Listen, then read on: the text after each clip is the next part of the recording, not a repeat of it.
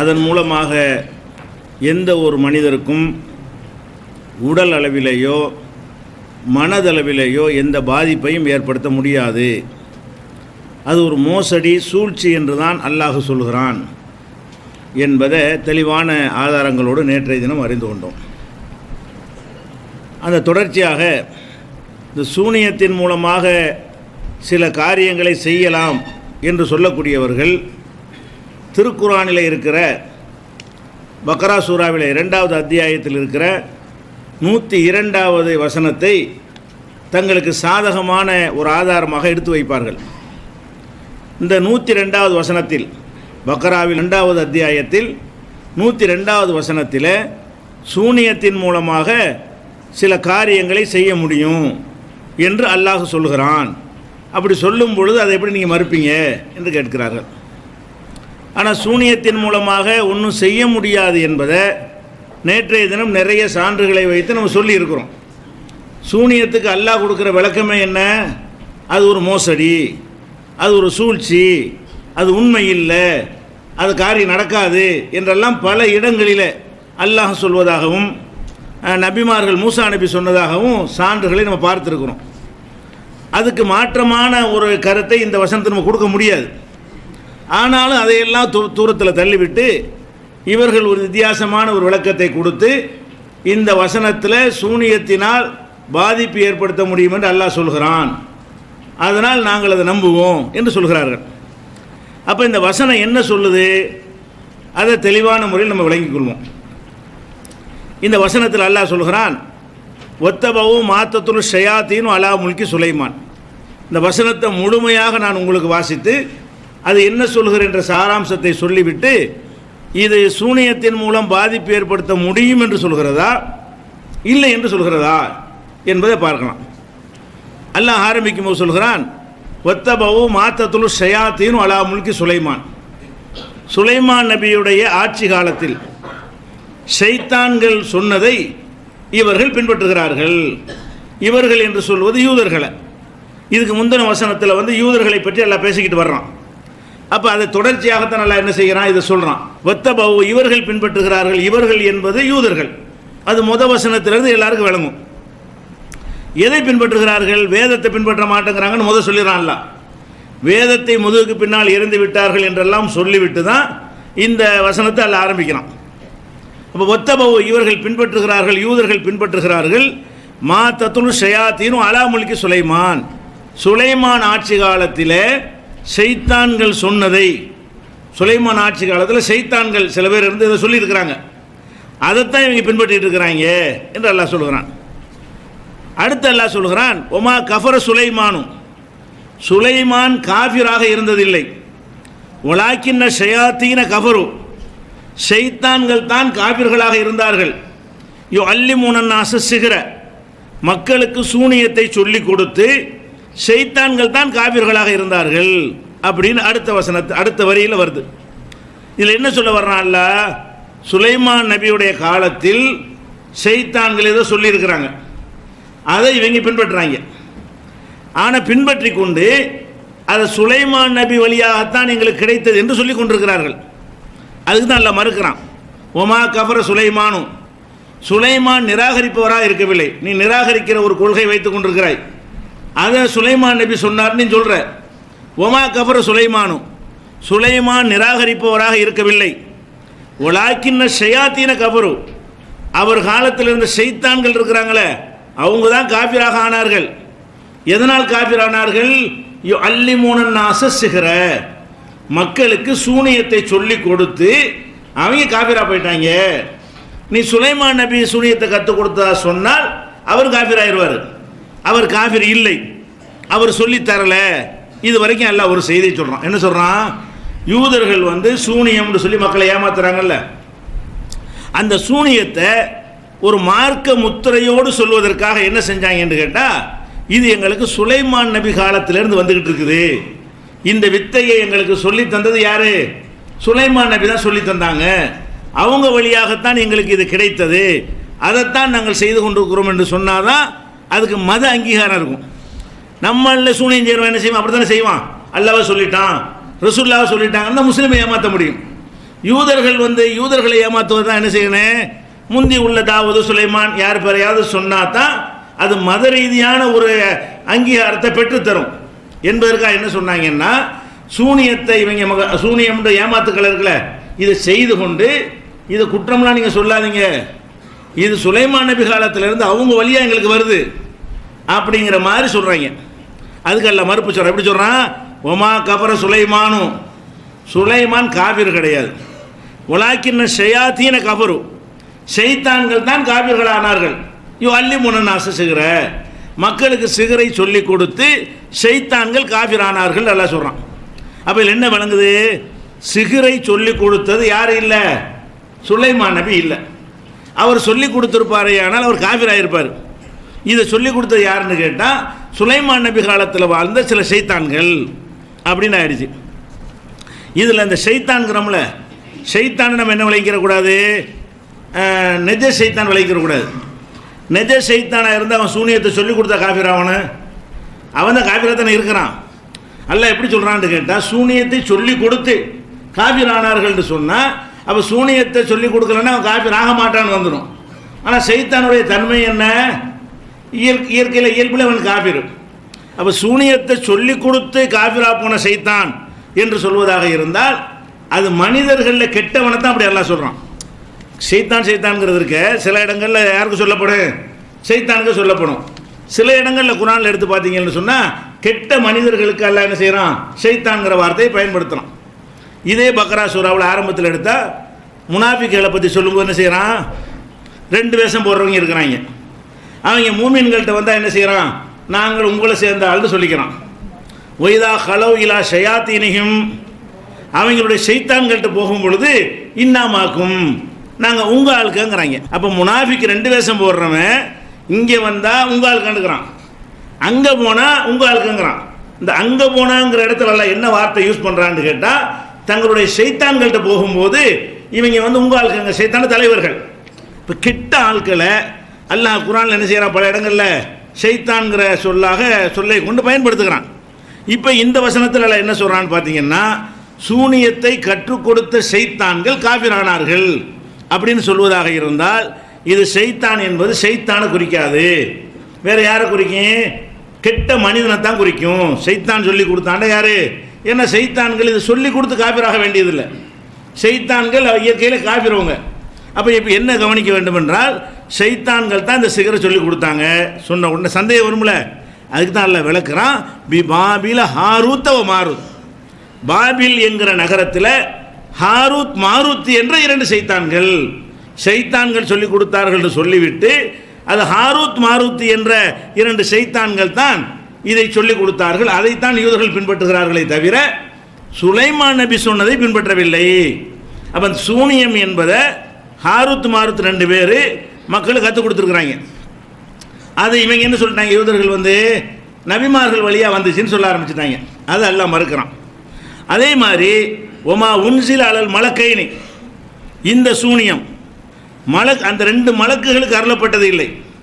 இவன் என்ன சொன்னாங்க, யூதர்கள் சூனியம் பண்ணிக்கிட்டு இந்த சூனியத்தை நாங்கள் செய்கிறோமே, இது ஜிப்ரீல் மீகாயில் என்ற 2 வானவர்கள் வழியாகத்தான் எங்களுக்கு கிடைத்தது, இது அல்லாவே வஹி மூலமாகத்தான் எங்களுக்கு சொல்லி தந்தான் என்று சொல்லி கொண்டிருந்தார்கள். அதுக்கெல்லாம் மறுப்பு சொல்கிறான்.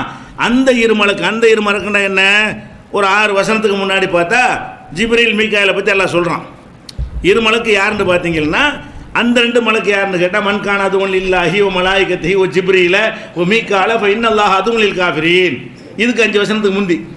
அப்போ ஜிப்ரீல் மீகாயிலை பற்றி எல்லாம் சொல்லிட்டானா, சொல்லிட்டு இங்கே சொல்லுகிறான் ஒமா உன்சில் அலல் மலக்கைனி, இந்த சூனியம் என்பது மலக்குகளுக்கு அருளப்பட்டதும் இல்லை. ஒட்டுமொத்தமாக இதுவரைக்கும் உள்ள விஷயம் என்னன்னு கேட்டால், யூதர்கள் வந்து சிகிருங்கிற ஒரு தொழிலை செய்கிறாங்க, சூனியம்ங்கிற ஒரு ஏமாற்று வேலையை செய்கிறாங்க. அதை மறைப்பதற்கு என்ன பண்ணுறான்னு கேட்டால், இது ஜிப்ரீல் மீகாயில் வழியாக வந்துச்சுன்னு ஏமாத்துற மக்களை, அதை எல்லாம் மறுக்கிறான். ஜிப்ரீல் மீகாயில் வழியாக வரல, அதை மறுத்துடுறான். சுலைமான் நபி வந்துச்சுன்னு சொன்னாங்க, அதுவும் கிடையாது. சுலைமான் நபி இந்த வழியெலாம் செய்ய மாட்டார். வேறு யார் வழியாக வந்துச்சு, சுலைமான் நபி காலத்தில் ஹாரூத் மாருத் என்று 2 ஷைத்தான்கள் மனிதர்கள் இருந்தார்கள், மனித ஷைத்தான்கள். அவங்க இந்த சூனியத்தை கற்றுக் கொடுத்தே காபிரா போனாங்க. அவங்க சொன்னதைத்தான் இவர்கள் பின்பற்றுகிறார்கள். இப்படின்னு இது வரைக்கும் வந்துருச்சு. இதில் பிரச்சனை இல்லை. சில பேர் என்ன செய்வாங்க, இந்த ஹாரூத் மாருத் மலக்குன்னு சொல்லுவாங்க. அது என்ன ரெண்டாவது வச்சுக்கிறோம், மலக்குன்னு வைத்து கொண்டாலும் இதில் அந்த அர்த்தம் வராது. சூனியத்தினால் எதுவும் செய்ய முடியுங்கிற கருத்து வராது. அப்புறம் தான் விஷயம் வருது. என்ன வருதுன்னு கேட்டால், ஒமாயு அல்லிமானி மின் அகதின், அந்த இருவரும், எந்த இருவர், ஹாரூத் மாருத் என்ற 2 சைத்தான்கள் இருக்காங்களே அந்த இருவரும், அல்லது இவங்க வாதப்படி மலக்குன்னு கூட வச்சுக்கிறோம், அந்த 2 மலக்குகளும், ஒமாயு அல்லிமானி, அந்த இருவரும் கற்றுக் கொடுப்பதில்லை, அந்த இருவரும் கற்றுக் கொடுப்பதில்லை, மின் அகதின், எவருக்கும் கற்றுக் கொடுப்பதில்லை, ஹத்தா யகூலா இன்னமா நஹ்னு ஃபித்னா, நாங்கள் ஒரு சோதனையாக இருக்கிறோம், நாங்கள் ஒரு படிப்பினையாக இருக்கிறோம், ஃபலா தக்ஃபுர், இதை படித்து நீ காஃபிர் ஆகிறாத. சொல்லிக் கொடுக்க முந்தைய என்ன சொல்லுவாங்கன்னு கேட்டால், சூனியன்னு ஒரு வித்தை இருக்குது, எப்படி ஏமாத்துறது என்பதை உங்களுக்கு சொல்லி தருவோம். இதை சொல்லித்தந்த நீங்கள் படிச்சுக்கிட்டீங்கன்னு சொன்னால் அது உங்களுக்கு நல்லது கிடையாது. நாங்களே படித்து காஃபிர் ஆகி போயிட்டோம், நீனும் படித்து காஃபிர் ஆகிறாத. நாங்களே இதை படித்து காஃபிர் ஆகிவிட்ட காரணத்தினால் நீயும் இதை எங்கிட்ட படிச்சுக்கிட்டேன்னு சொன்னால் காஃபிர் ஆகி விடுவாய் என்று சொல்லாமல் ஒருவருக்கும் கற்றுத்தந்தது இல்லை. இந்த வசனம் நல்லா சொல்லுது, ஒமாயு அல்லிமானி, இந்த இருவரும் கற்றுத்தந்தது கிடையாது, மின் அகதின், எவனுக்கும் கற்றுத்தர மாட்டார்கள், ஹத்தா யகூலா இன்னமா நஹ்னு ஃபித்னா, நாங்கள் ஒரு சோதனையாக இருக்கிறோம் என்று சொல்லாமல் கற்றுத்தர மாட்டார்கள். எனவே ஃபலா தக்ஃபுர், நீ காஃபிர் ஆயிராத. சூனியத்தை கற்றுக்கிற வருவான்ல, எல்லாத்தையும் இவங்க என்ன சொல்லுவாங்க, ஏன்டா இதை கற்றுக்கிற வர்ற, நீ காஃபிரா, இஸ்லாத்தை விட்டு வெளியே போயிடுவடா, யூத மதத்தில் நீ இருக்க மாட்டேன், நீ காஃபிர் ஆயிடுவ, இறை மறுப்பாளன் ஆயிடுவ, இது ஆபத்தான விஷயம், வேணாம் அப்படிங்கிற மாதிரி என்ன செய்கிறாங்க, எச்சரிக்கை பண்ணுறாங்க. எச்சரிக்கை பண்ண உடனே ஃபயத்தஅல்லமூன மின்ஹுமா, அந்த இருவரிடமிருந்தும் அவர்கள் கற்றுக்கொண்டார்கள், அந்த இருவரிடமிருந்தும் மக்கள் கற்றுக்கொண்டார்கள். மாயு ஃபர்ரிகூன பிஹி பைனல் மர்இ வ ஸௌஜிஹி, கணவனுக்கும் மனைவிக்கு மத்தியில் எதன் மூலம் பிரிக்க முடியுமோ அதை கற்றுக்கொண்டார்கள் அப்படின்னு ஆரம்பிக்கிறது. இப்போ என்ன கவனிக்கணும்னா, இப்படி தான் மொழிபெயர்ப்பு செஞ்சுக்கிட்டு இருந்தோம். அதில் ஃபயத்தஅல்லமூன ஃபன்னு ஒன்று வருது. இந்த ஃப என்ற வார்த்தைக்கு வந்து எனவே, ஆகவே அப்படின்னு அர்த்தம் செய்யணும். நம்முடைய பழைய தமிழாக்கங்களில் இந்த எனவே ஆகவேங்கிறத நம்ம விட்டுட்டோம். மொழிபெயர்ப்பில் நம்ம என்ன செய்யலை, எனவேன்னு போடலை. இந்த சூனியத்தை நியாயப்படுத்துகிற கூட்டம் இருக்குல்ல, அதை குறை கண்டுபிடிச்சி எனவேண்டு இங்கே வரணும், ஏன் விட்டுருக்கிறீங்க, ஆகவே ஃபேண்டா சரிதான், கேட்ட கேள்வி சரிதான், எனவேங்கிற அர்த்தத்தை நீங்கள் மொழிபெயர்க்காம விட்டுருக்கிறீங்க அப்படின்னு இந்த சூனியத்தை நியாயப்படுத்துறதுக்காக வேண்டி கேட்குறோம்னு சொல்லி அவங்க ஒரு கேள்வியை கேட்டு வீடியோக்கெல்லாம் நிறைய வெளியிட்டாங்க. அப்போ தான் நம்ம கவனிக்கிறோம், ஆமாம் அந்த எனவேங்கிறத விட்டுட்டோமே, ஃபயத்தஅல்லமூன வெறுமனே கற்றுக்கொள்வார்னு அர்த்தம் செய்யக்கூடாது, எனவேண்டு தான் இருக்கணும், அது சரியான விஷயந்தான், எனவே ஆகவே அப்படிங்கிற சரிதான்ற உடனே நீ சொல்கிற கரெக்டு தான்ப்பா, இந்த எனவேன்னு சொன்ன பிறகு தான் சூனியத்தினால ஒன்றும் இல்லைன்னு உறுதியாகுது. சும்மா சொல்கிறத விட இந்த எதை நம்ம விட்டதை வந்து அவன் பெரிய பாதகமாக சொன்னானோ அதுதான் வந்து சூனியம் இல்லைங்கிறதுக்கு பெரிய சாதகமான ஆதாரமாக இருக்கிறது. எப்படி வருது, அந்த சூனியத்தை சொல்லி கொடுக்குறவங்க மக்கள்கிட்ட வந்து சொல்கிறாங்கல்ல, என்ன சொல்கிறாங்க, இதை கற்றுக்கிறாத, கற்றுக்கிட்டா காஃபிர் ஆயிடுவேன் அப்படின்னு சொல்கிறாங்க. இப்படி எச்சரிக்கை பண்ணுனா உடனே கற்றுக்கொண்டார்கள்னு வரல, எனவே கற்றுக்கொண்டார்கள்.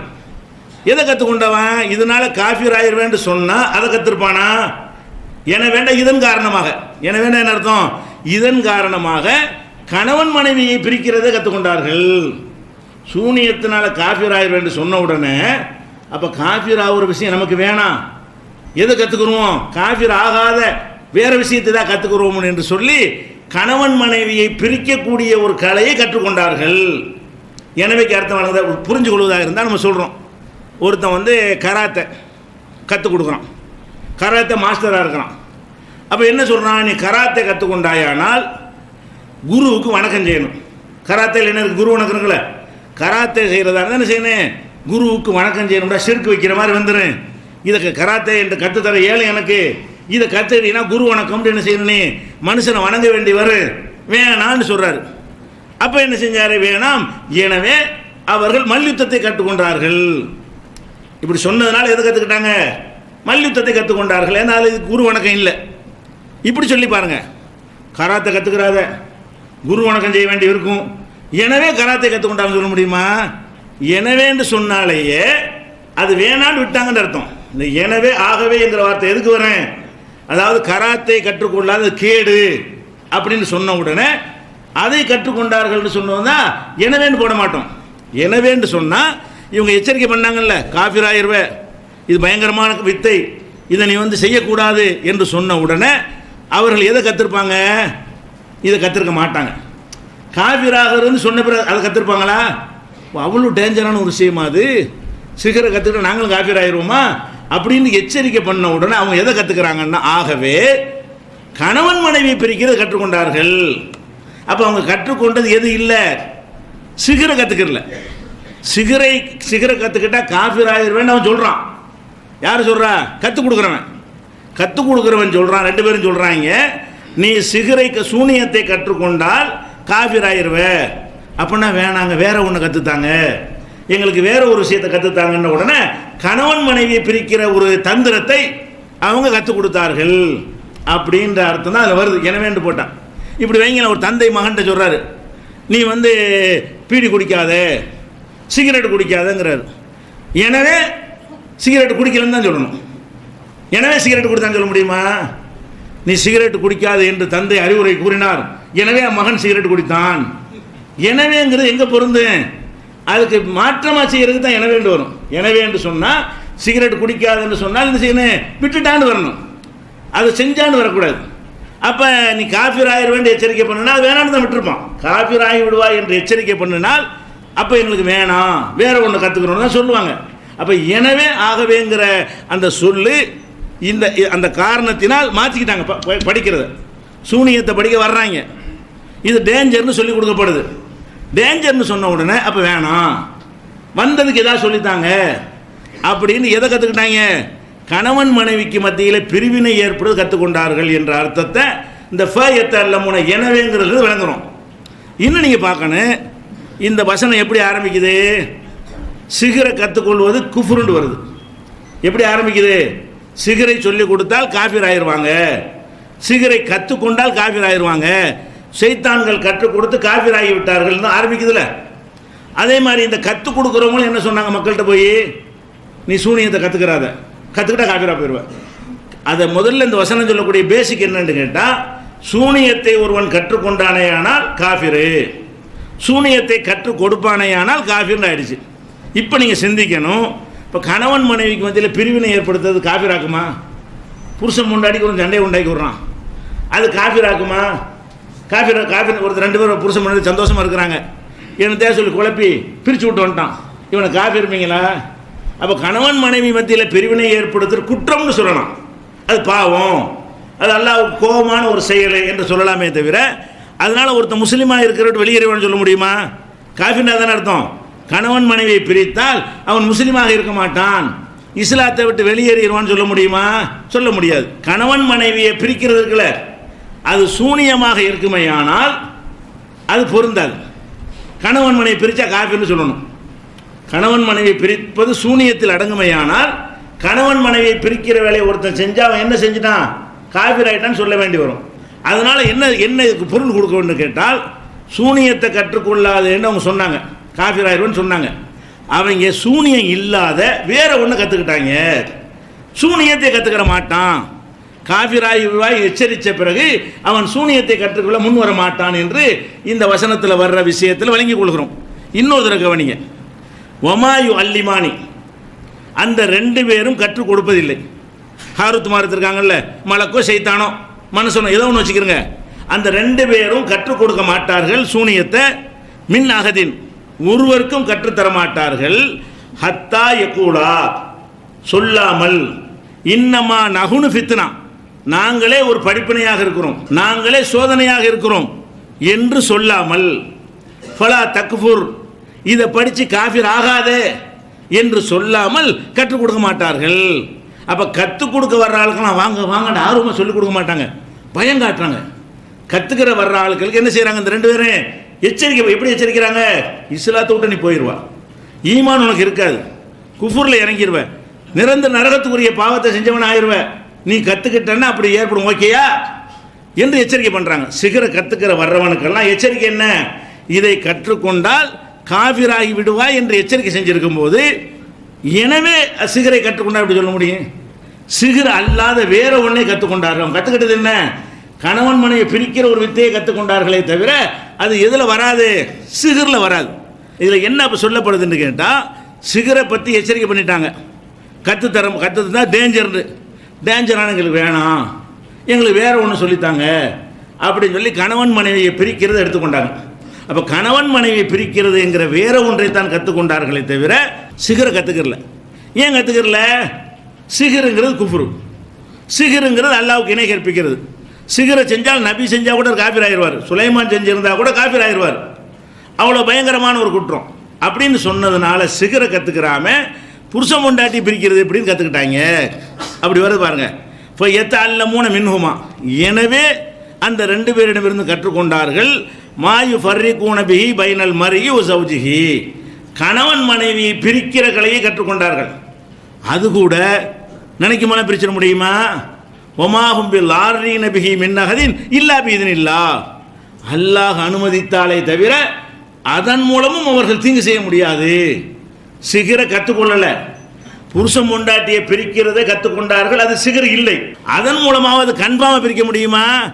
அது முடியாதுங்கிறால. ஒமாஹும் பில் ஆர்ரீன பிஹி, இதை கொண்டு தீங்கிழைக்க முடியாது. மின்னகதின், யாருக்கும் தீங்கிழைக்க முடியாது. இல்லா பிஇذனில்லாஹ், அல்லாஹ் நாடினாலே தவிர. அப்போ புருஷன் பொண்டாட்டியை பிரிக்கிறதுக்கு சில தந்திரங்களை கையாளுவாங்க. அப்படி கையாளும் போதெல்லாம் பிரிஞ்சிருவாங்கன்னு சொல்ல முடியாது. அவங்க அந்த கையாளக்கூடிய நேரத்தில் சில நேரத்தில் அல்லாஹ் நாடினால் பிரிந்து விடுவார்கள்.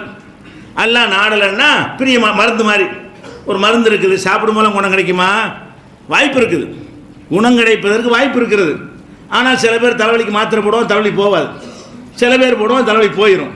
அப்போ அந்த மாதிரி அல்லாஹ் நாடுனாலே தவிர இந்த கணவன் மனைவியை பிரிக்கிற விஷயத்திலும் அவர்கள் வெற்றி பெற மாட்டார்கள். இப்படின்னு நல்லா முடிக்கலாம். அல்லமூன, மேலும் அவர்கள் கற்றுக்கொண்டார்கள். மா எலுர்ருஹும் வலா யன்ஃபவுஹும், தங்களுக்கு கேடு தரக்கூடியதை கற்றுக்கொண்டார்கள், தங்களுக்கு பயன் தராத ஒன்றை கற்றுக்கொண்டார்கள். ஒலக்கது அலிமு லமன் இஸ்தராஹு, யார் இதை கற்றுக்கொண்டானோ அவனுக்கு மாலஹு ஃபில் ஆகிரத்தி மின் ஹலாக், மறுமையில் ஒரு நசீபும் இல்லை. ஒல பீசமா ஷரோபிஹி அம்புசஹும் லவ் கானு யஅலமூன், அவர்கள் தங்களை விற்பனை செய்தார்கள்ல கெட்டதுக்காக வேண்டி, எல்லாவிடத்தில் கெட்டது. இப்படின்னு அந்த வசனம் முடிகிறது. அப்போ இதை வைத்துக்கொண்டு என்ன சொல்கிறாங்கன்னு கேட்டால், சிகரின் மூலமாக பாதிப்பு ஏற்படுத்தலான்னு இந்த வசனம் சொல்லுது. எப்படி சொல்லுது? கணவன் மனைவி பிரிக்கலாம்னு சொல்லுது. சிகர் மூலமாக எதை பிரிக்கலாம்? கணவன் மனைவி பிரிக்கலாம் என்று சொல்லுதுன்னு வாதம் பண்ணுறாங்க. நம்ம என்ன சொல்கிறோம்னு கேட்டால், கணவன் மனைவியை பிரிக்கிறது சிகருன்னு சொல்லப்பட்டிருக்கா? கணவன் மனைவியை பிரிக்கிறது சிகர் அல்லன்னு சொல்லப்பட்டிருக்கிறது. இதில் என்ன சொல்லப்பட்டிருக்கு? கணவன் மனைவியை பிரிக்கிறதை கற்றுக்கொண்டார்களுக்கு முன்னாடி எனவே ஒன்று இருக்கிறது. நீங்கள் சிகரை கற்று நாசமாக போயிடாது என்று சொன்ன உடனே, ஆகவே இப்படி சொன்ன காரணத்தினால், ஆக வேண்டிய அர்த்தம் இப்படி சொன்ன காரணத்தினால், இதன் காரணமாக அவர்கள் கணவன் மனைவி பிரிக்கிறது கற்றுக்கொண்டார்கள். அப்போ அல்லாஹ் ரெண்டு விஷயத்தை சொன்னான். சிகருன்னு ஒன்று இருக்கிறது, அதை கற்றுக்கொள்ளவில்லை. கணவன் மனைவியை பிரிக்கிற ஒரு தந்திரம் என்று இருக்கிறது, அதை கற்றுக்கொண்டார்கள். அது கூட கன்ஃபார்மாக பிரிச்சிட முடியாது. அல்லாஹ் நாடினால் பிரிக்க முடியும். அது எப்படி பிரிக்கிறது? சூழ்ச்சி தான். எல்லாம் ரெண்டு பேரும் மூட்டி விட்டால் போதும், பொய் வதந்தி பண்ண ஒரு எஸ்எம்எஸ்ல பிரித்து விட்டு போயிடலாம். இப்படி என்னென்ன மாதிரி எல்லாம் பிரிக்கிறதுங்கிற தந்திர கலைகளை சொல்லி கொடுத்தாங்கன்னு வருது. இல்லை அப்படின்னா என்ன அர்த்தம்? இது கணவன் மனைவி பிரிக்கிறது குற்றம், அது சைத்தானுக்கு ரொம்ப விருப்பமான ஒரு செயல். ஆனால் அது குஃப்ரான செயலா? இஸ்லாத்தை விட்டு ஒருத்தனை வெளியேற்றின வெளியேற்றாது. அப்போ இஸ்லாத்தை விட்டு வெளியேற்றாது என்று சொன்னால் அது சிகர் இல்லை. சிகர்னு வெளியேற்றிடும்ல. கணவன் மனைவியை பிரித்தால் இஸ்லாத்தை விட்டு வெளியேறுவானான்னு கேட்டால் வெளியேற மாட்டான்னு எல்லாரும் சொல்கிறாங்க. அப்போ இஸ்லாத்தை விட்டு வெளியேறலன்னு சொன்னால் அது சிகர் இல்லை. அது சிகர் நீங்கள் சொல்வீர்களே, ஆனால் இஸ்லாத்தை விட்டு போயிடுவான்னு சொல்லுங்கள். இந்த கோணத்தை வைத்துக்கொண்டு தான் என்ன செய்கிறோம்? இது சிகர் அல்ல. இப்படி நம்ம மட்டும் சொல்லலை, சில அறிஞர்கள் தபரியில் கூட என்ன சொல்கிறான்னு கேட்டால் இந்த வார்த்தையை சொல்கிறார். இந்த கணவன் மனைவிக்கு மத்தியில் உள்ளது பிரிக்கிறாங்கல்ல, அது சிகர் கிடையாது, சிகர் அல்லாத இன்னொன்று என்றும் அறிஞர்கள் சொல்லியிருக்கிறார்கள். இது சிகருடைய வகை என்றும் நிறைய அறிஞர்கள் சொல்கிறாங்க. கணவன் மனைவியை பிரிக்கிறது கீழகுவமானா கைர சிகரே, சிகர் அல்லாத வேற ஒரு விஷயம் என்று சொன்னதாகவும் அறிஞர்கள் சொன்னதாகவும் தப்சீர் தபரியில் பதிவு செஞ்சிருக்க. நம்ம சொன்ன கருத்து புதுசு இல்லை, இது முன்னரும் சொல்லி இருக்கிறார்கள். அப்போ இந்த 102 வசனத்தை வைத்துக்கொண்டு கணவன் மனைவியை சிகரை கொண்டு பிரிக்கலாமா இல்லையா என்று கேட்கிறார்கள். சிகரை கொண்டு பிரிக்கலான்னு எங்கே இருக்குது? சூழ்ச்சியை கற்றுக் கொடுத்துருக்குறாங்க.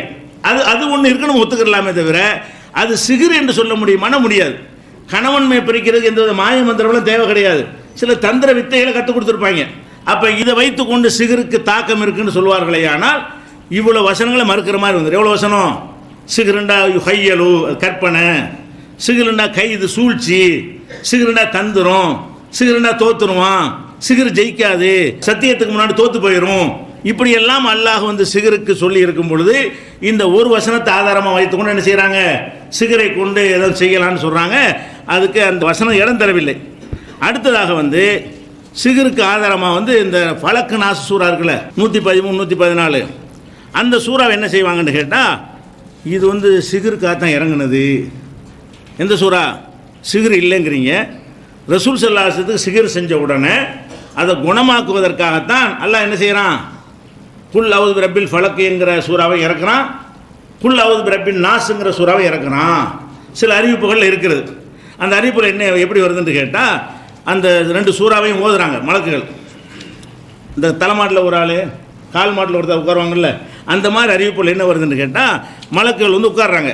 உட்கார்ந்து விட்டு என்ன செய்கிறாங்கன்னா அந்த 2 சூறாவை இறங்குனுச்சா, ஓதுன உடனே 11 முடிச்சு போட்டிருந்தானா. யார்?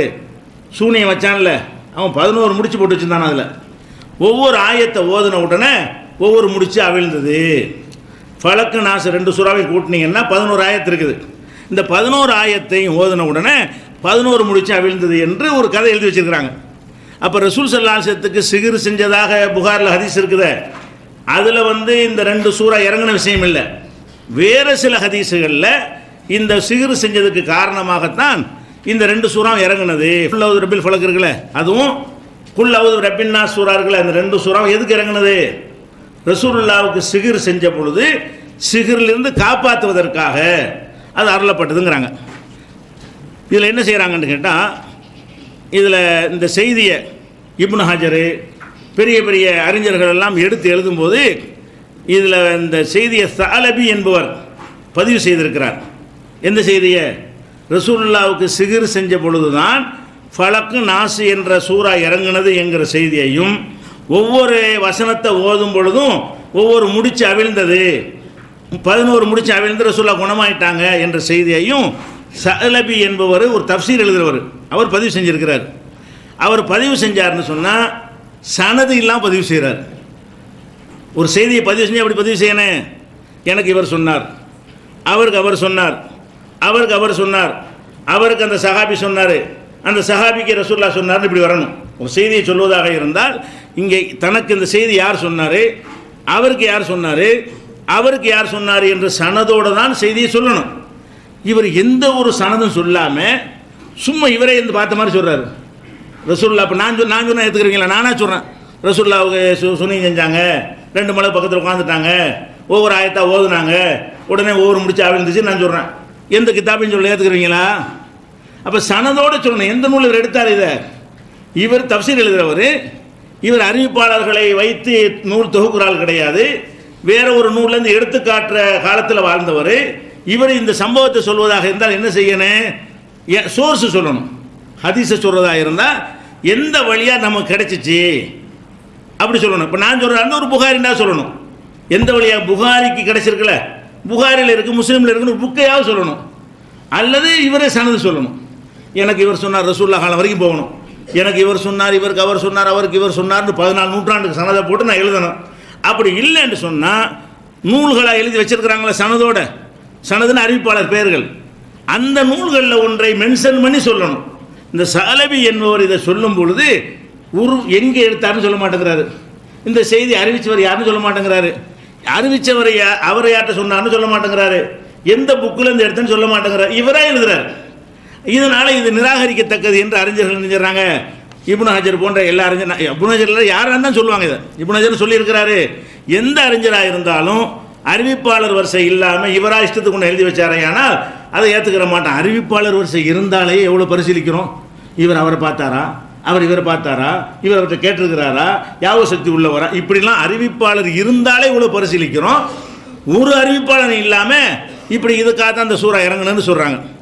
அதே மாதிரி வந்து பைஹக்கிங்கிற ஒரு நூல்லையும் தலாயில் நுபுவான் இருக்குல்ல, அந்த புஸ்தகத்தில் இவர் எழுதியிருக்கிறார். எப்படி எழுதியிருக்காருன்னு கேட்டால், இப்னு அப்பாஸ் சொல்வதாக பைஹக்கி எழுதுகிறார். இதில் 11 முடிச்சுகள் இருந்தது.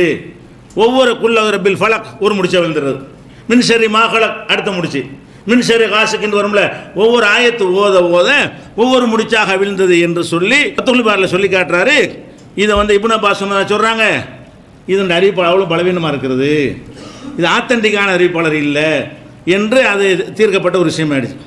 அதே மாதிரி இப்னு சஅத் என்பவர் இதே செய்தி அறிவிக்கிறாரு.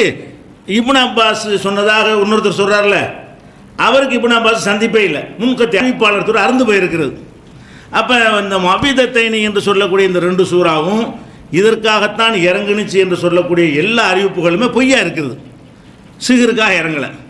இன்னும் சொல்ல போனால் இந்த புகாரில் வரும்ல சிகர் செஞ்ச சம்பவம், அதில் என்ன வருது, யார் சிகர் செஞ்சதுன்னு கேட்கும் பொழுது லபீத் இப்னுல் ஆஸம் என்று ஒருவர் செஞ்சதாக வரும். எப்படி வரேன், லபீத் இப்னுல் ஆஸம் என்கிறவர், அது ஆம்பளை செஞ்சதாகத்தான் அது சொல்லப்படுது.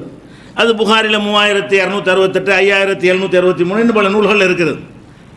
இந்த சூறாவில் பார்த்தீங்கன்னா முடிச்சுகளில் ஓதும் பெண்களை விட்டும் பாதுகாப்புன்னு வருது. இந்த சூறா சிகருக்காக இறங்கிருக்குல்ல, சிகருக்காக இறங்கின சூறாவாக இருந்தால் முடிச்சுகளில் ஊதுறதுன்னா சூனியமா, இவங்க என்ன வழக்கம் சொல்கிறாங்க, அந்த சூறாவில் அல்லாஹ் பாதுகாப்பு தடை சொல்கிறான். எதை விட்டு பாதுகாப்பு தடை சொல்கிறான், மின் ஷர்ரின் நஃபாசாத்தி ஃபில் உகத், முடிச்சுகளிலே ஊதுவார்களே அந்த பெண்களின் தீங்கை விட்டும் பாதுகாப்பு தடுகிறேன். இது சிகரத்தான் சொல்லுது. முடிச்சில் ஊதுறன்னா முடிச்சு போட்டு சிகர் வைக்கலாம், முடிச்சு போட்டு அதில் ஊதி சிகர் வைப்பாங்கல்ல, அந்த பெண்களுடைய தீங்கை விட்டும் பாதுகாப்பு தேடுகிறேங்கிற வசனம் இதுக்கு தான் இறங்குனுச்சின்னு சொன்னால், ரசூலுல்லாஹ் பொம்பளையா சிகர் வச்சாங்க, இவங்க ஒத்துக்கொண்ட கதையில் யார் வச்சுதான் வருது, ஆம்பளை வச்சுதான் வருது. இவங்க எதை ஆதாரபூர்வமான ஹதீஸ்னு புகாரில் எழுதி வைத்திருக்கிறார்களோ அந்த புகாரில் என்ன வருதுன்னு கேட்டால், இதை இந்த சிகர் வச்சவன் யார் என்று கேட்டால் லபீது என்பவன். லபீது பொம்பளை இல்லை, லபீது என்கிற ஒரு ஆம்பளை தான் வச்சுருக்கிறான்.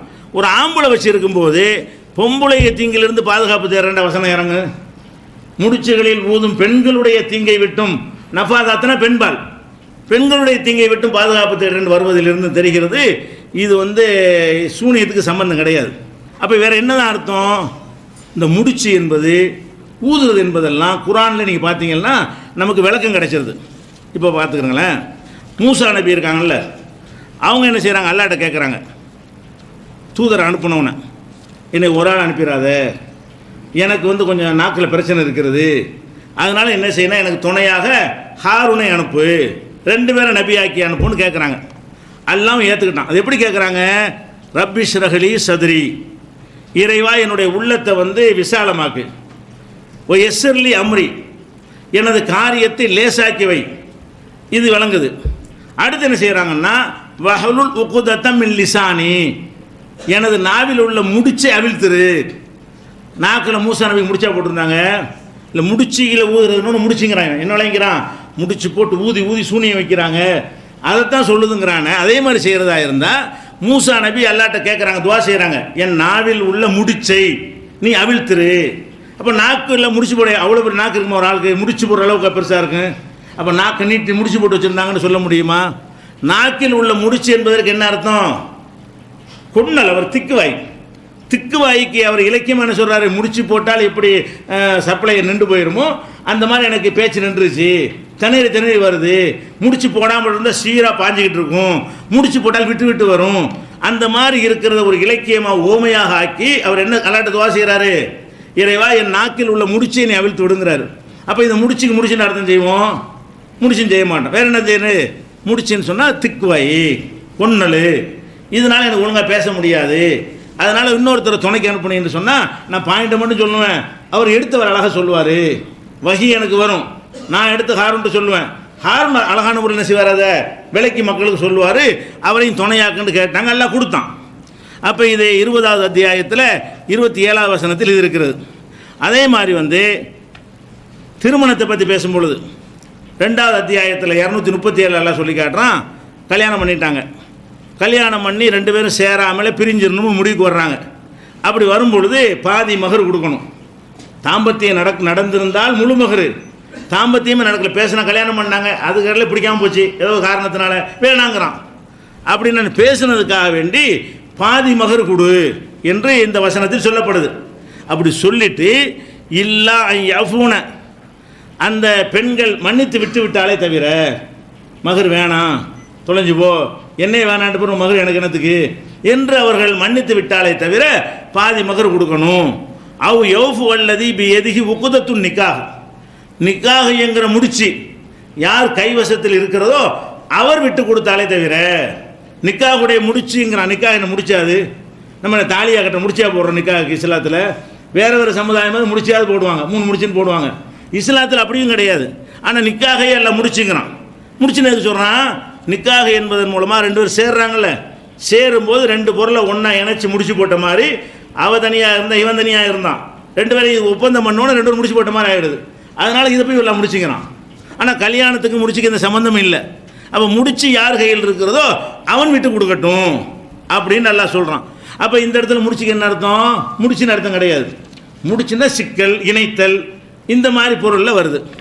அதே மாதிரி நபிகள் நாயகம் ஸல்லல்லாஹு அலைஹி வஸல்லம் அவங்க ஒரு இடத்துல வளர்க்குறாங்க பாருங்கள்.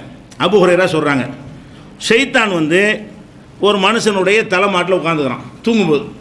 ராத்திரியில் தூங்குறீல்ல, தூங்கும்போது என்ன செய்கிறான்னு கேட்டால் தலைமாட்டில் உட்காந்துக்கிறானா. உட்காந்துக்கிட்டு இதாகுவா நாம, அவன் தூங்கக்கூடிய நேரத்தில் சலாச உக்கதின் 3 முடிச்சுகளை போடுகிறான். நீ தூங்க ஆரம்பி என்ன செய்யறான், 3 முடிச்சையை போட்டுறான். எதுக்காக வேண்டி, சுபுக்கு எந்திரிக்கூடாது இருக்க வேண்டி. ராத்திரியில் தூங்கின உடனே நீங்கள் சுபு தொழுகைக்கு எழக்கூடாது என்பதற்காக வேண்டி 3 முடிச்சு போட்டுறான். போட்ட உடனே போட்டவன் சொல்கிறான், அலைக்க லைலும் தவியில் ஃபர்குத், நேரம் ரொம்ப இருக்கு, நீ தூங்கு. 3 முடிச்சு போட்டு என்ன செய்கிறான், விடுகிற நேரம் வந்துட்டா கூட என்ன சொல்லுவானா நம்மள்கிட்ட, நமக்கு விளங்காது அப்படி நமக்கு தோணும், அந்த எண்ணத்தை உண்டாக்கிடுவான். இன்னும் கொஞ்சம் நேரம் பார்த்துக்குருவோம், 10 நிமிஷம் லேசாக பெறலுவோமே அப்படின்னு ஒரு எண்ணம் வரும்ல, அது சொல்லி காட்டுறாங்க. அலைக்கலையிலும் தவியில், உனக்கு நீண்ட இரவு இருக்குப்பா, தூங்கு அப்படின்னு சொல்லுவானா. இப்போ இனிஸ்தைக்கலை, அவன் உதறி விட்டு எழுந்து விட்டானே ஆனால், இப்போ தக்கரல்லாக அல்லாவுடைய யாபத்தோடு எழுந்து விட்டானே ஆனால், இன்ஹல்லத்து உக்குதத்துன், ஒரு முடிச்சு அவிழ்ந்துடும். 3 முடிச்சு போட்டான்ல, எந்திரிச்சு உட்கார்ந்தோன்னு என்ன ஆயிரும், 3 முடிச்சில் ஒரு முடிச்சு அவிழ்ந்து விடும். பொயின் தவல்ல போய் அப்படியே ஒரு மாதிரி தூங்கிட்ட போய் உழு செஞ்சான்னு வைங்க, உழு செஞ்ச உடனே இன்ஹல்லத்து உக்குதத்துன், இன்னொரு முடிச்சு அவிழ்ந்து விடும். பொயின் சல்லா போய் அல்லாஹ் தக்பீர் கட்டினானே ஆனால் இன்ஹல்லத்து உக்குதத்துன், 3வது முடிச்சு அவிழ்ந்து விடும். சைத்தான் 3 முடிச்சே போடுறான். எந்திரிக்க முடியாத அளவுக்கு 3 சிக்கலை வைக்கிறான். ஒன்று எந்திரிக்க முடியாமல் ஆக்குவான், உழு சைடு போகிற மாதிரி மறு உட்கார வச்சிருவான், தொழுகைக்கு போய் உட்காருவான், அங்கே தூக்கத்தை உண்டாக்கிடுவான், இப்படி பல இடைஞ்சலை பண்ணுவான். அது ஒவ்வொன்றையும் நம்ம ஜெயிக்கும் பொழுதெல்லாம் ஷைத்தான் போட்ட முடிச்சு அவிழ்ந்து விடுகிறது. ஃபாஸ்பக நஷீத்தன் தீபன் நப்சி, நல்ல மன சந்தோஷமானவனாக அவன் காலை பொழுது அடைகிறான். இல்லைன்னு சொன்னால் சோம்பலாக ஆகிவிடுகிறான்னு இருக்குது. இது புகாரில் இருக்கிறது. இதில் என்ன விளங்குதுன்னா, முடிச்சு என்பதற்கு ஷைத்தான் போடுற முடிச்சு என்னன்னு நமக்கு விளங்குது. ஷைத்தான் முடிச்சு போடுறான், பாதுகாப்பு தேடுங்க நல்லா சொல்கிறான். ஷைத்தான் என்ன முடிச்சு போடுவான், இபாதத்து செய்யாமல் இருக்கிறதுக்குள்ள முடிச்சு போடுவானே தவிர, அவன் மந்திரமாக்கி உங்களுக்கு கிறுக்கனாக்குனா அவனுக்கு லாபமா, சிகிரு மூலமாக உங்களுக்கு கிறுக்கனாக்குனா, கிறுக்கனுக்கு கேள்வி இருக்குதா? ஒருத்தர் கிறுக்கன் ஆகிட்டான்னு வைங்க, அவன் நல்லா கேள்வி கேட்பானா? ஒருத்தர் மண்டல் ஆகிட்டான், அவன் தொழுவாதுக்கெல்லாம் கேள்வி கேட்பானா? நூம்பை கேட்டு கேள்வி கேட்பானா? நரகவாசி ஆவானா அவன்? அப்போ ஷைத்தான் இந்த வேலையை செய்யவே மாட்டான், கிறுக்கனாக்குற வேலையை. கிறுக்கனா இல்லாமல் இருந்து நம்ம பாவம் செய்யணும், அது அவனுக்கு பிடிக்கும். நீ கிறுக்கனாவும் ஆயிடக்கூடாது, பாவி ஆகணும். பாவியானாத்தான் ஷைத்தான் ஜெயிப்பான், நீங்கள் நரகத்துக்கு போவீங்க. அப்போ ஷைத்தான் போடுற முடிச்சு என்று சொல்வதாக இருந்தால், அவன் சூனியக்காரன் போடுற முடிச்சு எல்லாம் சொல்ல மாட்டான். மின்ஷரின் நஃபாதாத்தி ஃபில் உக்கதி என்கிற அந்த சூரா சூனியத்தை பற்றி பேசலை. முடிச்சுகளில் ஊதுகிற ஷைத்தான்களின் தீங்கை விட்டும் என்றால், இபாதத்து செய்ய விடாமல் ஷைத்தான் 3 முடிச்சு போட்டு நம்மளை திசை திருப்புறான்ல, வணக்கம் செய்ய முடியாமல் கட்டி போடுறான்ல, அந்த கட்டுகளைத்தான் நீங்கள் எல்லாம் சொல்லி காட்டுறானே தவிர, சூனியம் வச்சிருவாங்க, அந்த சூனியத்திலிருந்து பாதுகாப்பு தேடு என்பதற்காக அந்த வசனத்தில் நேரடியாகவும் சொல்லப்படலை. அந்த வசனம் இதுக்காக இறங்குச்சுன்னு சொல்கிறாங்களே, அதுக்கு ஆதாரம் இல்லை. முடிச்சு என்று சொன்னால், ஷைத்தானுடைய முடிச்சு என்று சொன்னால், தூங்கு, துழுவாமை இருந்துரு, இப்படியான காரியங்களை செய்வான் பாருங்கள் ஷைத்தான். இதான் ஷைத்தான் போடுற முடிச்சு. அப்போ எப்போல்லாம் நம்ம நல்ல காரியம் செய்யும் பொழுது அதை செய்ய விடாமல் ஷைத்தான் முடிச்சு நிப்பாட்டுக்கிறானோ, குரானை ஓதலான்னு சொல்லும்போது என்ன செய்வான், வேற ஒரு வேலையை கொண்டாந்து போட்டு முடிச்சு போட்டு வைப்பான், பிடிச்சி சங்கிலி போட்டு இருக்கிற மாதிரி. இப்படி நம்முடைய இபாதத்துகளை தடுக்கிற செயலை நபிகள் நாயகம் ஸல்லல்லாஹு அலைஹி வஸல்லம் அவர்கள் முடிச்சு என்றும் அதிலிருந்து நம்ம தப்பிக்கிறதை அவிழ்ப்பது என்றும் சொல்லி காட்டுகிறார்கள். அப்போ இந்த குல் அவுது பி ரப்பில் ஃபலக் என்கிற சூறாவும் குல் அவுது பி ரப்பின் நாஸ் என்கிற சூறாவும் ஷைத்தான்கள் நம்மளை வழிகெடுக்காமல் இருக்கிறதுக்கு அருளப்பட்ட சூறா. சூனியத்துக்கு சம்பந்தமாக அருளப்பட்ட சூறா இல்லை. அதில் கூட எல்லாம் என்ன சொல்லி காட்டுறான், ஒரு சூறாவில் சொல்கிறான் மின் ஷர்ரில் வசுவாஸ், வசுவாஸ்னா ஊசலாட்டத்தை ஏற்படுத்துவானே அவனுடைய தீங்கை விட்டும் பாதுகாப்பு தேடுகிறோம். அல்லது யுவஸ்விசு ஃபீ சுதூரின் நாஸ், அவன் மனிதர்களுடைய உள்ளங்களிலே தீ எண்ணங்களை ஏற்படுத்துகிறான். அப்போ மனுஷ உள்ளங்களில் தப்பான எண்ணங்களை போடுறானே அதுக்கு தான் பாதுகாப்பு, சூனியத்துக்கு பாதுகாப்பு இல்லை. நம்ம நல்ல காரியம் செய்ய போகும்போது நீ ஏன்டா கொடுக்குற, உனக்கு ஒரு தேவை இருக்குல்ல, நீ இதுக்கு தர்மம் செய்கிறேன்னு சொல்லுவான். வணங்குதா, நம்ம சாராய கடைக்கு போகும்போது என்ன செய்வான், எல்லாருக்கும் நின்று குடி நல்லா ஜாலியாக இருக்கும் அப்படின்னு சொல்லுவான். அப்போ ஷைத்தானுடைய என்னன்னு கேட்டால் தீய எண்ணங்களை உள்ளத்தில் போடும். கெட்டது செய்வது அழகாய் காட்டுவான், நல்லது செய்யும்போது வெறுப்பு உண்டாகி காட்டுவான். அப்படிலாம் நடக்குதா இல்லையா? அப்போ ஷைத்தான்களுடைய ஊசலாட்டம் என்று சொல்வதெல்லாம் இது தான் சொல்லுது. அப்போ ரெண்டு சூறாவுமே சூனியத்திலிருந்து பாதுகாப்பு தேடுவதை பற்றி பேசவில்லை. ரெண்டு சூறாவும் என்ன பேசுது, இறைவன்ட்ட நான் பாதுகாப்பு தேடுறேன், மனிதர்களுடைய ராஜாவிடத்தில் பாதுகாப்பு தேடுறேன், மனிதர்களை படைத்தவன் ரப்புன் நாசு மலிக்கின் நாசு இலாஹின் நாசுன்னு நல்லா வர்ணித்து விட்டு எதிலிருந்து பாதுகாப்பு தேடுறோம், வசுவாசு ஏற்படாமல் நான் பாதுகாப்பு தேடுறேன், தவறான எண்ணங்கள் எனக்கு ஏற்படாமல் அல்லாஹ் நீ தான் காப்பாற்றணும், ஷைத்தான்ட்டு நாங்கள் மீள முடியாது. அது அந்த வசனம் சொல், அந்த சூறா சொல்லுது. ஃபலக்கு சூறா என்ன சொல்றது, மின் ஷர்ரி நஃபாசாத்தி ஃபில் உக்கதி, முடிச்சு போட்டு எங்களை கெடுக்கிறானே, நல்லது செய்யாமல் கெடுக்கிறானே, இபாத்து செய்வதற்கு இடையூறாக நிற்கிறானே அந்த முடிச்சியை தான் என்று இந்த ஹதீஸ் விளக்குது. புகாரில் வரக்கூடிய ஹதீஸு முடிச்சு என்றால் என்ன, அதை ஊதுறதுனா என்ன, அதில் விடுபடுவது என்றால் என்ன என்று விளக்கி இருக்கும் பொழுது இது சூனியக்காரி தீங்கித்தான் பாதுகாப்புன்னு சொன்னால் அப்படி தெரிய வரும்.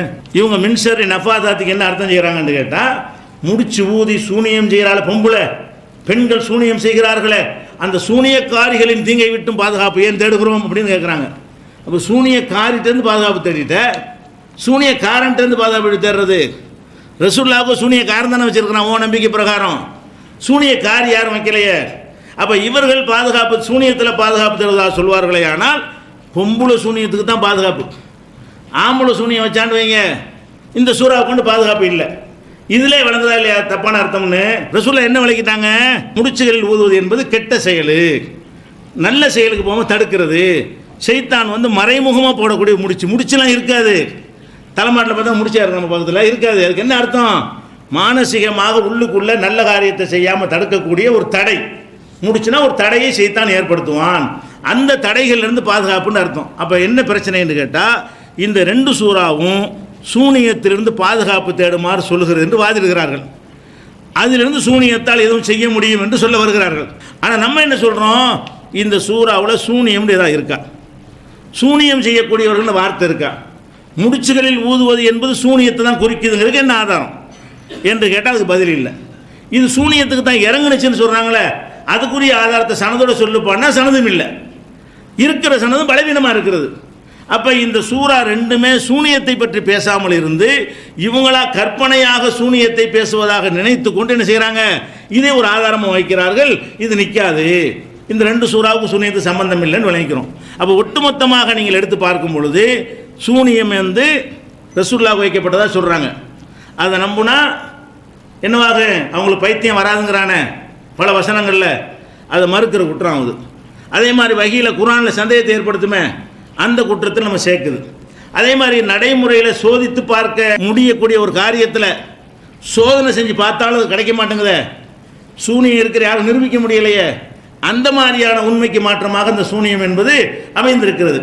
அதுபோக சூனியம் ஒருத்தர் செய்கிறான்னு வச்சிங்கன்னா அவன் அல்லாஹ் போல செயல்படுறான், அவன் மனுஷ மாதிரி செயல்படலை, எந்த ஒரு சாதனத்தையும் பயன்படுத்தாமல் ஆகு என்ற உடனே ஆகக்கூடிய வேலையை எல்லாம் செய்கிறானே அந்த மாதிரி ஒரு மனிதன் செயல்படுறான் என்று சொல்லும் பொழுது ஷிர்க் வைக்கிற குற்றம் ஏற்படுகிறது.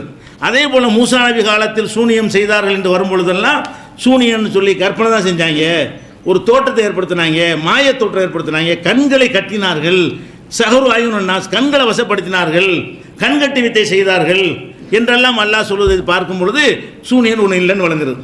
அதே மாதிரி இந்த 102 வசனத்தை எடுத்து பார்த்தீங்கன்னு சொன்னால் அவங்க சூனியத்தை கற்றுக் கொடுக்க வந்தாலும் மக்கள் ஒத்துக்கல, அவங்க வேற ஒன்று தான் கற்றுக்கிட்டாங்க.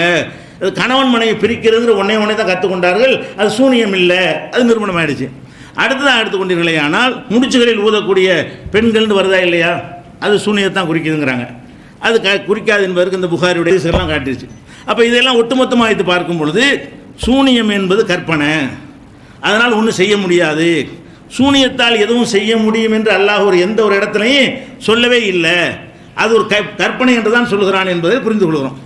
அடுத்ததாக சூனியம் இருக்குன்னு சொல்கிறாங்கல்ல, அவங்க சில வாதங்களை வைப்பாங்க. நீ படிச்சிருப்பீங்க, நீங்கள் கேட்டிருப்பீங்க, உரைகளில் அவங்க தெரிவிச்சிருப்பாங்க. அந்த வாதங்கள்லாம் எடுத்துக்கொண்டு ஒவ்வொரு கேள்வியாக கேட்குறாங்க. இதுக்கு என்ன பதில், இதுக்கு என்ன பதில், அந்த வாதங்களை எல்லாம் தொகுத்து இன்ஷா அல்லாஹ் நாளைக்கு என்ன செய்கிறோம், இந்த சூனியத்துக்கு எதிராக என்னென்ன கேள்விகள் எதிர்த்தரப்பில் கேட்குறாரோ, நேற்று வரைக்கும் கேட்டிருக்கிறார்களோ அந்த கேள்விகளை ஒவ்வொன்றாக கேட்டு இந்த கேள்விக்கு இதான் பதில், ஏன்னா நம்ம கேள்விக்கு பதில் சொல்லணும்ல. நம்ம தரப்பில் உள்ள வாதங்களை எடுத்து வைத்த பிறகு அவங்க சில கேள்விகளை எதிர்கேள்வி கேட்பார்களே, ஆனால் அதற்கான பதிலை நாளை இன்ஷா அல்லாஹ் பார்க்கணும். அதுக்கடுத்து உங்களுக்கு சந்தேகம் இருக்கும்ல, இப்போ நான் சொல்லாத சிலது இருக்கலாம், சொன்னது விளங்காமல் சிலது இருக்கலாம், சொன்னதுக்கு மாற்றமாக ஒரு ஆதாரம் இருப்பதாக நீ நினைக்கலாம். அடுத்த நாளில் என்னன்னு கேட்டால் சிகிருக்கு எதிராக இந்த சொன்ன கருத்துக்கு எதிராக உங்களுக்கு ஏதாவது சந்தேகங்கள் இருக்குமே ஆனால் அல்ல கூடுதல் தெளிவு கிடைக்குமே ஆனால் வெறும் கேள்விகளுக்கு பதில் சொல்வதன் மூலமாக அது பிரச்சனை செய்யலாம், முழுமையான தெளிவு கொண்டு வந்துடலாம். இப்போ நாளைக்கு எதிர்த்தரப்பினர் வைக்கக்கூடிய வாதங்களை நாங்கள் திரட்டி பதில் சொல்லுவோம். நாளை மறுநாள் நீங்கள் இந்த 2 நாள் யோசனை பண்ணி இதில் சொன்னதில் இதுக்கு முரணாக தெரியுது, இது பொருத்தமாக இல்லை, இது இப்படி தான் இருக்குது என்று உங்களுக்கு தோணும். அதை குறித்து கொண்டு நாளை மறுநாள் என்ன செய்யலாம், வேறு டாப்பிக்லாம் கேட்கக்கூடாது, இந்த சிகரு சம்பந்தமாக மட்டும்தான், வேறு எந்த தலைப்புக்கு வந்து நுழையக்கூடாது. அந்த மாதிரி கேள்விகளுக்கு நீங்கள் அடுத்த நாள் கேட்டீர்களே ஆனால் எதுவும் விடுபடாது. சுட்டி காட்டாத ஆதாரங்கள் கையில் இருக்கலாம், நான் பார்க்காத ஒரு ஆதாரத்தை நீங்கள் சொல்லியிருப்பாங்க உங்களுக்கு, அதை கொண்டாந்து கேட்கலாம். அப்போ இந்த விஷயங்கள் எதுவும் விடுபடாமல் ஒரு முழுமை அடைவதாக இருந்தால் அது தெளிவுபடுத்தும் என்ற காரணத்தினால இன்றைக்கு இதோடு முடித்துக்கொள்வோம். நாளைக்கு எதிர்வாதங்கள் என்னென்ன வாதங்கள் வைக்கிறார்களோ அதுகளை எல்லாம் நாளைக்கு நம்ம பதிலில் சொல்லிடுவோம். நாளைய மறுநாள் நீங்கள் கேள்விப்பட்ட வாதங்கள் என்னென்ன இருக்கிறதோ கூடுதல் விளக்கம் என்ன இருக்குது அது கேட்கலாம். சரியா?